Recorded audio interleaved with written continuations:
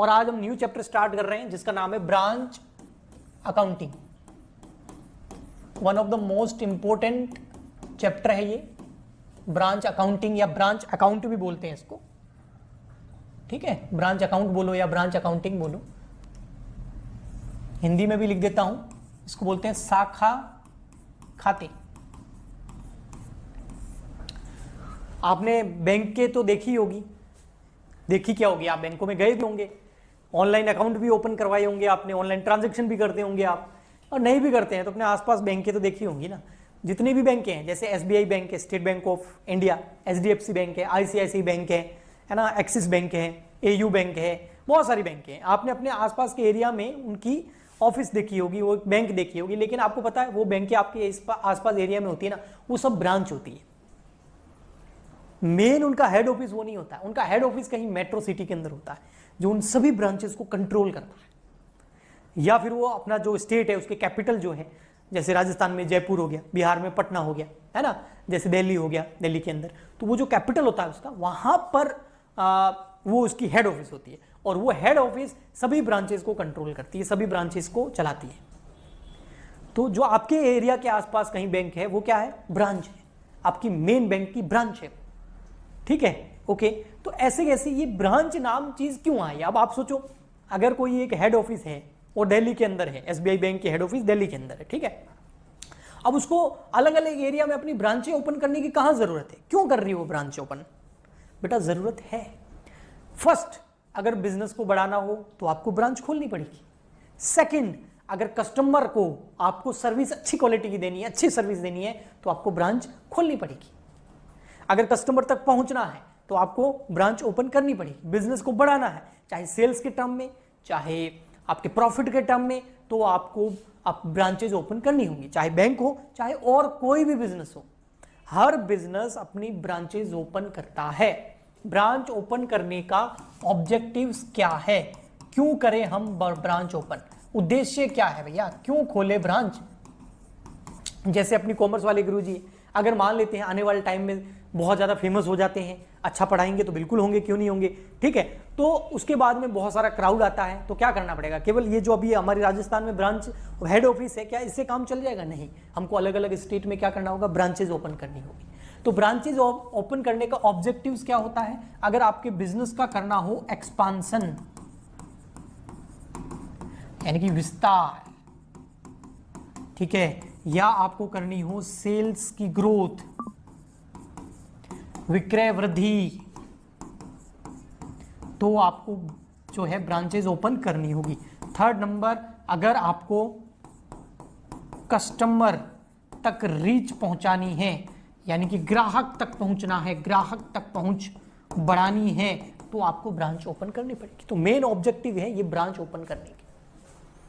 तो हर बिजनेस यही चाहता है कि वो अपनी ब्रांचेज ओपन करे।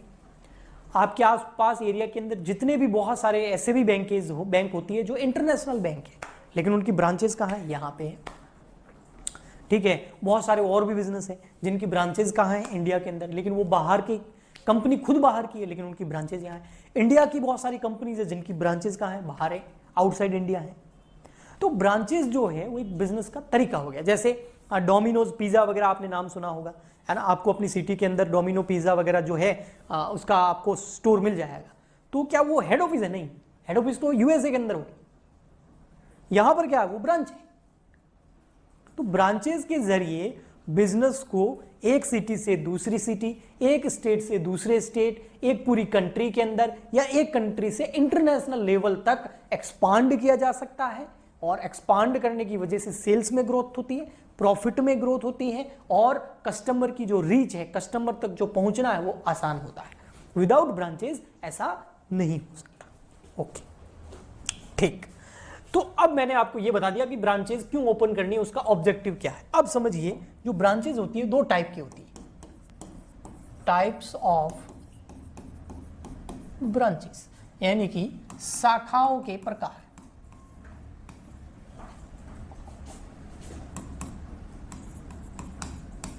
के प्रकार या उसका वर्गीकरण, टाइप्स बोल सकते हो आप, चाहो तो क्लासिफिकेशन भी बोल सकते हो। क्लासिफिकेशन यानी कि वर्गीकरण। तो ब्रांचेस के टाइप्स की बात करें तो मोटा मोटी दो तरह की ब्रांचेस होती है। एक होती है डोमेस्टिक ब्रांच, डोमेस्टिक ब्रांचेस, घरेलू शाखाएं, ठीक है। एक होती है फॉरेन ब्रांच,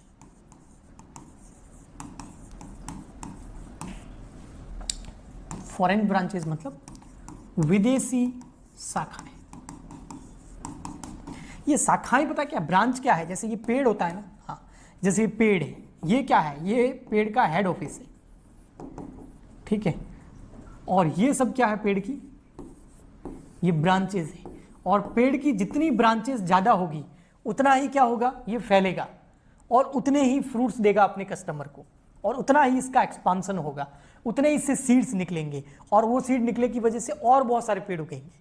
तो इस वजह से इसका नाम ब्रांचेस दिया गया है। अब यहां पर मैंने बताया बेटा आपको कि जो ये ब्रांचेस होती है ये दो टाइप की होती है। अब नाम से आपने देख लिया होगा, एक है डोमेस्टिक यानी कि घरेलू, जैसे ये इंडिया है, वैसे इंडिया का मैप अलग होता है लेकिन ये इंडिया है, तो इंडिया के अंदर ही, इंडिया के हर स्टेट में आपने ब्रांचेस खोल दी। और एक होती है फॉरेन ब्रांच, फॉरेन ब्रांच में क्या, ये तो इंडिया है और आपने इंडिया के आउटसाइड फॉरेन में कोई ब्रांचेस ओपन कर ली, तो ये हो गया इंडिया के इनसाइड और ये हो गया आउटसाइड, तो वो फॉरेन ब्रांच होगी। जैसे टाटा कंपनी है, ठीक है, तो टाटा की बहुत सारी ब्रांचेस जो है आउटसाइड इंडिया भी है ना, तो वो क्या होगी, सारी उसकी इंटरनेशनल ब्रांचेस हो गई, यानी कि फॉरेन ब्रांचेस होगी, यानी कि विदेशी शाखाएं होगी। और इंडिया में अगर उसकी ब्रांचेस है, जैसे टाटा मोटर्स की जो भी है, तो वो सारी कौन सी हो गई, वो हो गई आपकी डोमेस्टिक ब्रांचेस। तो इसको ये दो नंबर हो गए, ये हो गया फर्स्ट नंबर, ये हो गया सेकंड नंबर। अब फर्स्ट नंबर आज हम स्टार्ट कर रहे हैं, सेकंड नंबर हम बाद में करेंगे। तो फर्स्ट नंबर क्या है, डोमेस्टिक ब्रांचेस। अब डोमेस्टिक ब्रांचेस के अंदर क्या है, फर्स्ट नंबर हमारा डोमेस्टिक ब्रांचेस, यानी कि जो घरेलू शाखाएं हैं, हाँ, वो भी दो तरह की होती है। क्या आप बात कर रहे हो सर, हाँ बिल्कुल, ये भी दो तरह की होती है। और ये दो तरह की कौन कौन सी होती है, एक होती है कंट्रोल्ड ब्रांच, कंट्रोल उदय सिटी कंट्रोल, वेलकम मूवी तो देखी होगी ना, कंट्रोल करता रहता है ना बार बार, वही कंट्रोल्ड ब्रांच। क्या यार, कंट्रोल्ड ब्रांच। और एक होती है इंडिपेंडेंट ब्रांच। कौन सी होती है, इंडिपेंडेंट। इंडिपेंडेंट मतलब हो गया आपका एक तरीके से स्वतंत्र, इंडिपेंडेंट।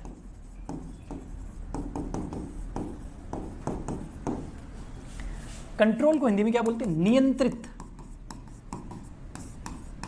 शाखाएं, और ये क्या है, स्वतंत्र शाखाएं।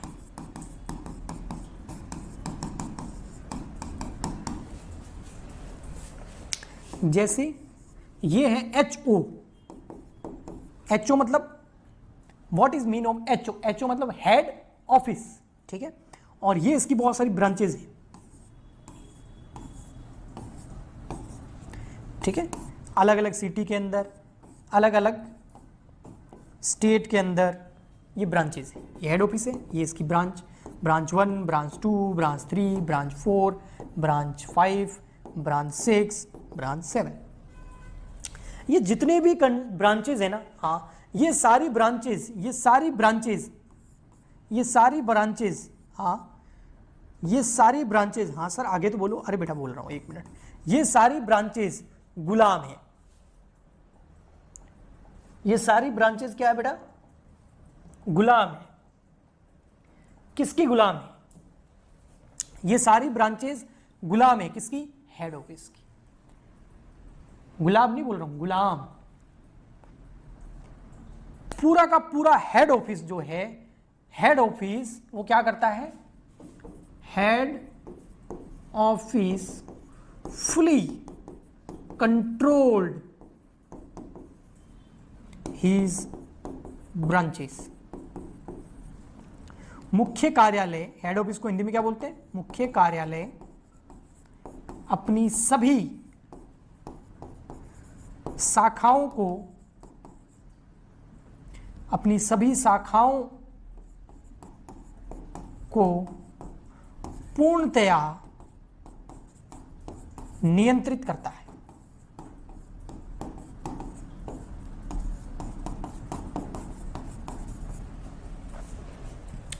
ये जो हेड ऑफिस है ना, सभी जितने भी इसकी ब्रांचेस उसको कैसे कंट्रोल करता है? फुली कंट्रोल, यानी कि बिना हेड ऑफिस की परमिशन के कोई ब्रांच सांस तक नहीं ले सकती। अब ब्रांचें वैसे सांस नहीं लेती, मतलब कोई एक्टिविटी नहीं कर सकती।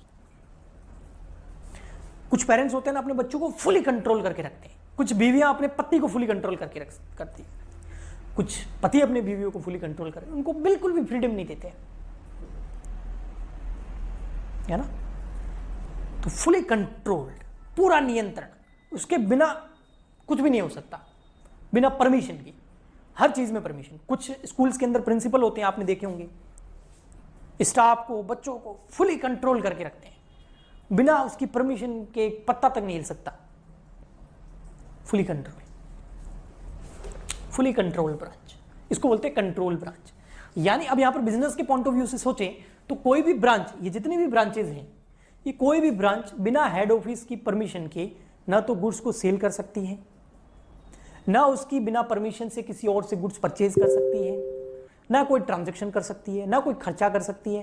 कुछ भी करना है हेड ऑफिस से पूछना पड़ेगा। और हेड ऑफिस क्या करता है? पहले से बता देता है कि भाई तुमको हम गुड्स भेजेंगे, उसकी रेट हम पहले से डिसाइड कर देंगे, तुमको आगे गुड्स कैश में सेल करना है, उधार में नहीं करना है। अगर उधार करोगे तो हमसे पूछना पड़ेगा, और उसके बाद में जो भी तुम्हारे पास पैसा आता है वो हमें दे देना। तुम्हारे जितने भी खर्चे होंगे ब्रांच के, वो हेड ऑफिस बोल रहा हम पे कर देंगे। बस फुल कंट्रोल्ड।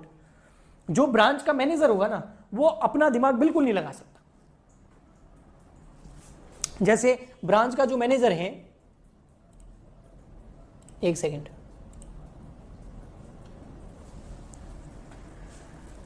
हाँ, मतलब उतना ही कर सकता है जितना, ऐसा नहीं है कि कर नहीं सकता, कर सकता है, लेकिन कितना? जितनी परमिशन हेड ऑफिस देगा, केवल उतने काम कर। हेड ऑफिस बोलता है भाई ये कर सकते हो। केवल बैंकों का एग्जांपल नहीं, हर बिजनेस के अंदर अगर हेड ऑफिस और ब्रांच का रिलेशन और कंट्रोल ब्रांच है, तो हेड ऑफिस जो जो परमिशन देगा वो कर सकते हैं। और हेड ऑफिस अगर कुछ परमिशन नहीं देगा तो वो काम नहीं कर सकते। जैसे किसी हेड ऑफिस ने परमिशन दे दी कि भैया आप जो है कैश में सेल करोगे, क्रेडिट में नहीं कर सकते, तो नहीं कर सकता। तो जो उन्होंने बोला है केवल वो करना है, जो बोला ही नहीं है वो नहीं करना है। और अगर कर रहे हो तो पहले पूछना पड़ेगा। जैसे एक कोई बिजनेस है और वो ब्रांच है, मैं ब्रांच मैनेजर हूं, अब मैं सोच रहा हूं यार इस बार सेल हो नहीं रही है, क्यों ना 10% 20% का डिस्काउंट दे दूं और ताकि सेल हो जाए अच्छी खासी। तो मुझे हेड ऑफिस से पूछना पड़ेगा, मैं बिना उसके पूछे डिस्काउंट नहीं दे सकता। चाहे बिजनेस को फायदा ही क्यों ना हो, हेड ऑफिस पूरा का पूरा उस ब्रांच को कंट्रोल करती है, कंट्रोल ब्रांच। यहां पर बेटा क्या है, इसका बिल्कुल उल्टा है, स्वतंत्र इंडिपेंडेंट ब्रांच। हेड ऑफिस बहुत ज्यादा कंट्रोल नहीं करती, हेड ऑफिस पूरा का पूरा स्वतंत्र कर देती है अपनी ब्रांचेस को। ये हेड ऑफिस है और इसकी जो भी ब्रांचेस हैं, इसकी जो भी ब्रांचेस हैं वो क्या होती है? इंडिपेंडेंट होती है। जो हेड ऑफिस होती है उन पे इतना कंट्रोल नहीं करती है, उनको कुछ स्वतंत्रता देती है। इसका मतलब ये नहीं कि पूरा ही स्वतंत्र कर दिया, नहीं, हिसाब किताब तो हेड ऑफिस को देना पड़ेगा, लेकिन उनकी जो डे टू डे बिजनेस है ना, उसमें जाके इंटरफेयर नहीं करना। कुछ होता है ना, हमको भी लगता है ऐसे कि यार कोई बंदा जो है हमारी पर्सनल लाइफ के अंदर, डे टू डे लाइफ में इंटरफेयर कर रहा था, हम उसको बोल देते हैं भाई क्या है तेरा काम कर, इतना भी अंदर मत घुस भाई। तो यहां per day to day life के अंदर इंटरफेयर हो गया, यहां पर ऐसा नहीं है। यहां पर बस करो, बिजनेस करो दबा के, अपने हिसाब से ब्रांच मैनेजर को बोल दिया जाता है भाई उधार बेच, कैश बेच, डिस्काउंट दे, जो करना है कर, बिजनेस बढ़ा। एंड में आना 5-6 महीने बाद में हिसाब किताब दे देना, तब बैठ के बात करेंगे, तब तक धंधा कर जाके। ओके, अब यहां पर जैसे डोमेस्टिक ब्रांच के अंदर ये है ए नंबर कंट्रोल ब्रांच और बी है इंडिपेंडेंट ब्रांच। अब हम जो इस चैप्टर को आगे बढ़ाएंगे उसमें हम सबसे पहले कंट्रोल ब्रांच को करेंगे, और इसके ही कंट्रोल ब्रांच के ही क्वेश्चन एग्जाम में सबसे ज्यादा आते हैं और ये बहुत इंपॉर्टेंट है, और इसके मेथड्स भी एग्जाम में पूछे जाते हैं। गायब हो जाओगे तो कहां से आएगा। चलो अब आता है हमारा कौन सा? Control branch.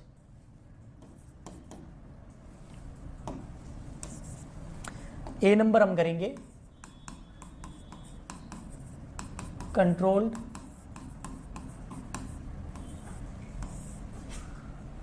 नियंत्रित शाखाएं।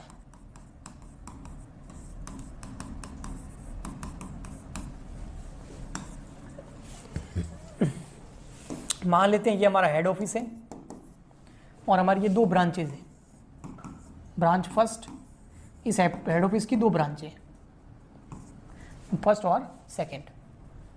कंट्रोल ब्रांच में क्या होगा, ये हेड ऑफिस जो है इनको क्या करेगा, गुड्स सेंड करेगा, goods sent by head office, ठीक है, goods sent by head office. Head office क्या करेगा, इनको गुड्स भेजेगा, ओके, ठीक। और जो सेल प्राइस है, सेल प्राइस वो डिसाइड कौन करेगा, हेड ऑफिस। ये आगे क्या करेंगे, उस गुड्स को सेल कर देंगे, बेच देंगे।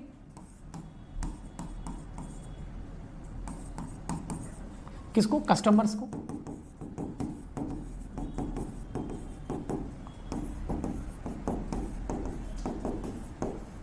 ठीक है, किसको बेचेंगे, कस्टमर को। अधिकतर ये कैसे बेचते हैं, कैश सेल्स। कैसे होती है, कैश सेल्स होती है, उधार नहीं बेच सकते। हाँ, अगर उधार बेचोगे तो हेड ऑफिस की परमिशन लेनी पड़ेगी, हो सकता है उधार बेचे लेकिन परमिशन लेनी पड़ेगी। तो कैश सेल कर सकते हैं, क्रेडिट सेल यानी कि उधार बिक्री, हाँ उधार बिक्री भी कर सकते हैं, बट उधार बिक्री के लिए क्या लेनी पड़ेगी, permission, permission from head office. और हेड ऑफिस अगर परमिशन दे दे तो फिर उधार सेल कर सकते, वरना नहीं कर सकते, ठीक। फिर उसके बाद में जो ये कैश रिसीव्ड होगा इनसे, कस्टमर से क्या पैसा मिलेगा, उधार बेचो चाहे नकद बेचो, कैश में बेचोगे तो हाथों हाथ पैसा आ जाएगा, उधार बेचोगे थोड़े टाइम बाद में आएगा, ये कैश रिसीव्ड हो जाएगा। हाँ, जैसे इनको कैश रिसीव्ड होगा, वो कैश रिसीव्ड जो हुआ है उसका सीधा रेमिटेंस,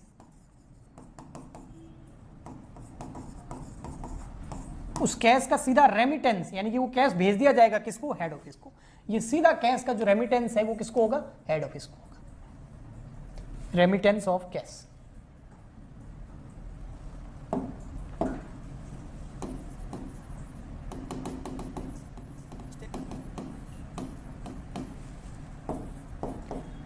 अब आप बोलोगे सर फिर जो ब्रांच का मैनेजर होगा उसकी सैलरी, ब्रांच का जो एम्प्लॉइज होंगे उनकी सैलरी, या फिर ब्रांच के जो खर्चे होंगे, ब्रांच का रेंट होगा, ब्रांच का इलेक्ट्रिसिटी का खर्चा होगा, ब्रांच में हर बिजनेस में खर्चे तो होंगे, उसका पेमेंट कौन करेगा, तो ये करेगा हेड ऑफिस। क्या करेगा, हेड ऑफिस, अलग पेन ले लेता हूं ताकि आपको अलग से दिख जाए।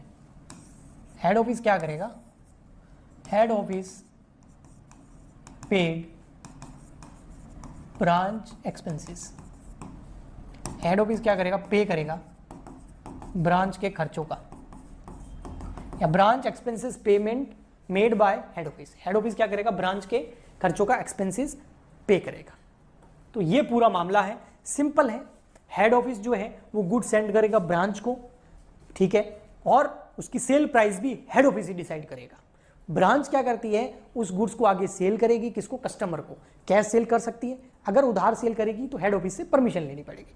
और उसके बाद में जब कस्टमर से पैसा आएगा, उस पैसे को पूरा का पूरा, उसमें से 1 रुपया भी नहीं काटेगी अपने खर्चों का, पूरा का पूरा पैसा हेड ऑफिस को रेमिटेंस कर दिया जाएगा, ट्रांसफर कर दिया जाएगा। और उसके बाद हेड ऑफिस उस क्या करेगी, जो ब्रांच के छोटे मोटे खर्चे हैं जैसे रेंट हो गया, इलेक्ट्रिसिटी बिल हो गया, मैनेजर की सैलरी हो गई, एम्प्लॉइज की सैलरी हो गई, उसका पेमेंट हेड ऑफिस इस ब्रांच को करेगा। ठीक, accounting of control branch.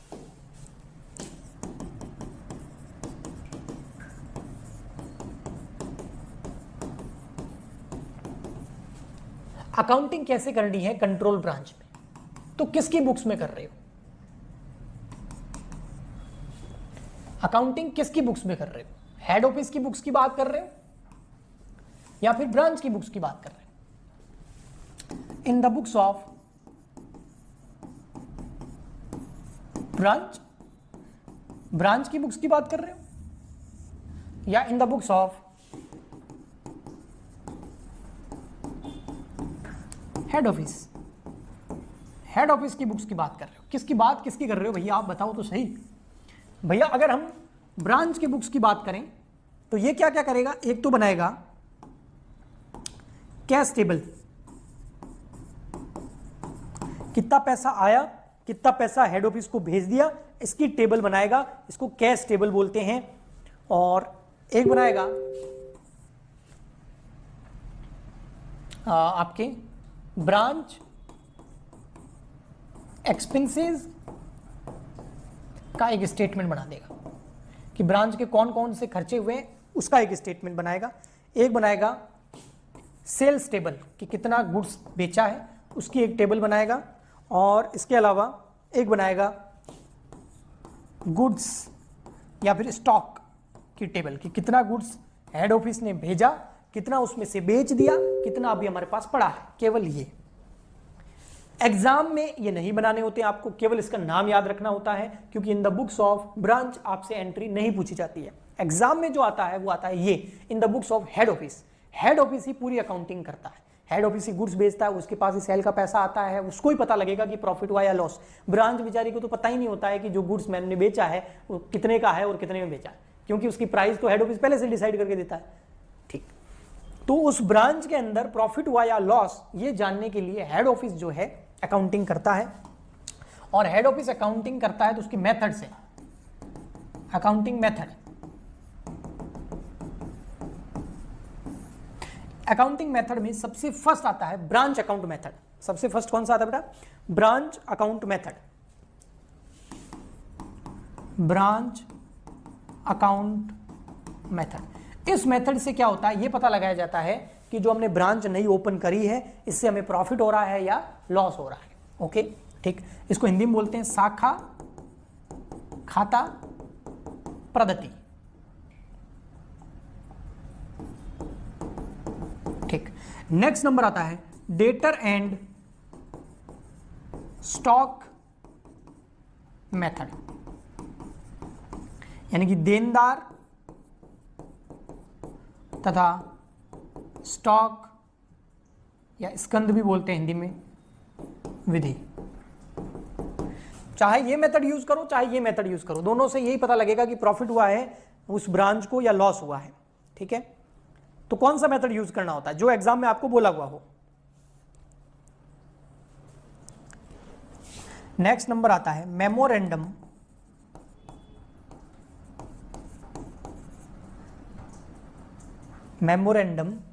Branch trading and PNL account method. हाँ, memorandum branch trading and profit and loss account method, ये भी एक ब्रांचेस के हिसाब रखने का तरीका है जो अपनाया जाता है हेड ऑफिस द्वारा। तो स्मरणार्थ, शाखा ट्रेडिंग को बोलते हैं व्यापारिक तथा लाभ हानि खाता विधि। ठीक है, last and final fourth number वो है आपका distinction between wholesale and retail profit method. Distinction between wholesale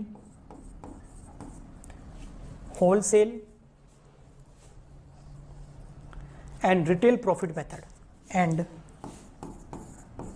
retail profit method, यानी कि एक तो होता है फुटकर व्यापारी, होलसेल को बोलते हैं रिटेल को बोलते हैं फुटकर और होलसेल को बोलते हैं थोक। तो थोक तथा फुटकर लाभ को ज्ञात करने की पृथक विधि। तो ये चार मेथड है। अब आप बोलोगे सर चारों में से हमें कौन सा करना है, जो क्वेश्चन बोले, अधिकतर किसके क्वेश्चन आते हैं? इसके, उसके बाद इसके, फिर इसके, बहुत कम चांस किसके हैं? इसके। तो जिस तरीके से सीरीज है, बहुत ज़्यादा 90% चांस है, 80% चांस है कि इसका आएगा, 20% चांस है इसका आएगा, 5% चांस है इसका आएगा, 1% चांस है इसका आएगा, लेकिन आपको आने तो सारे चाहिए। इसके सबसे ज़्यादा क्वेश्चन करेंगे, फिर कुछ क्वेश्चन इसके करेंगे, कुछ इसके करेंगे, एक क्वेश्चन इसका करेंगे, कंप्लीट कर देंगे। तो ये जो मेथड है ये कौन अपनाता है? Head office. क्यों ये मेथड अपनाता है? ताकि ब्रांच को प्रॉफिट और लॉस उसकी कैलकुलेशन की जाए इन the books of head office. और कौन से ब्रांच के अंदर? Control branch.